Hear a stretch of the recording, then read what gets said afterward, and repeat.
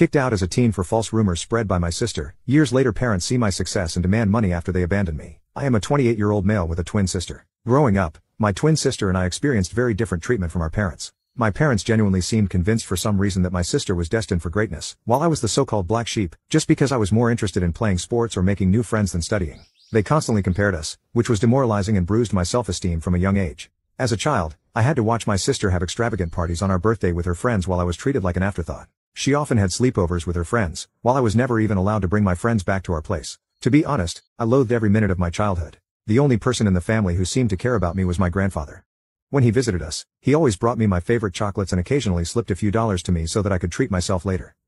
As the years passed, this blatant favoritism for my twin sister gradually transformed into emotional abuse directed at me. My parents would openly mock my grades and belittle my hobbies. It felt as though no matter how much I tried, I could never meet their expectations of being the perfect child. Although I was good at sports, they barred me from participating in extracurricular activities as they wanted me to concentrate only on studies just like my sister. It was frustrating, and I felt helpless as a child. Later in my sophomore year, I got grounded yet again, and this time, the crime? Having Snapchat on my phone. I had done absolutely nothing wrong except like all teenagers at my age, I had downloaded this app to stay connected with my friends. However, according to my parents, this was a huge crime and a breach of their trust as they had forbidden me from communicating with my friends. They went batshit crazy on me and threw all my stuff around the room. They then took the doors off my hinges and told me that I would have no privacy as long as I lived under their roof. Watching my parents abuse me this way, my twin sister, instead of supporting me, made my life worse. The toxic environment created by our parents' unjust actions allowed her to exploit the situation to her advantage. She adopted a pattern of lying about me, falsely accusing me of things I never did so that she could get away with everything. If she stole something, she'd effortlessly shift the blame to me, and my parents, already inclined to believe the worst about me, readily accepted her lies. She would demean me in front of my friends at school and would make fun of my appearance. Despite this, I had a wide circle of friends at school because I was approachable and open to making connections.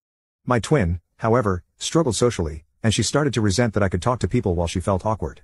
This jealousy reached a boiling point during our 14th birthday party when no one showed up for her on her birthday. I have no idea why her friends did that to her, but in stark contrast, my friends took me out for ice cream, and I had an overall wonderful day.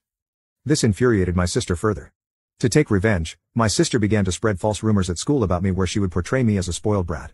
She would falsely tell everyone that I was allegedly physically abusing her at home since our parents loved her more. Unbeknownst to me, she took things to a disturbing level. To fabricate evidence, she would punch herself, purposefully inflicting injuries like a black eye or bruised shoulder. The next day, she would confidently walk into school, displaying the self-inflicted injuries as proof of my supposed violence and make up stories.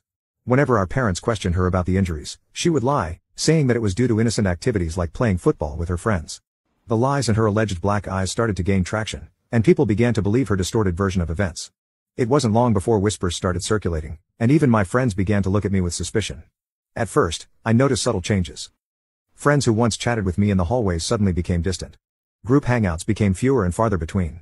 It was like a switch had been flipped, and people were hesitant to associate with the supposedly spoiled guy accused of violence. One day, I mustered the courage to ask my ex-best friend why things had changed between us. He opened up about how my twin sister had been spreading rumors about me. He revealed the detailed lies she had told everyone, accusing me of things I had never done. I was shocked to hear his words. The feeling was a mix of disbelief and betrayal as if the ground beneath me had given way. My sister, someone I grew up with, was spreading lies about me, accusing me of things I would never even dream of doing.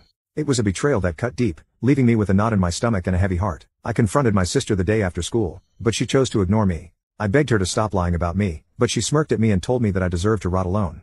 I was at a loss for words because her lies and behavior were starting to scare me. I wanted to talk to my parents, but I was afraid that they would believe my sister over me. The isolation stung, especially because I had always been open to making friends. It felt like my sister's jealousy-fueled lies were tearing down the connections I had built over the years. Now you can watch the second part by pressing share and more.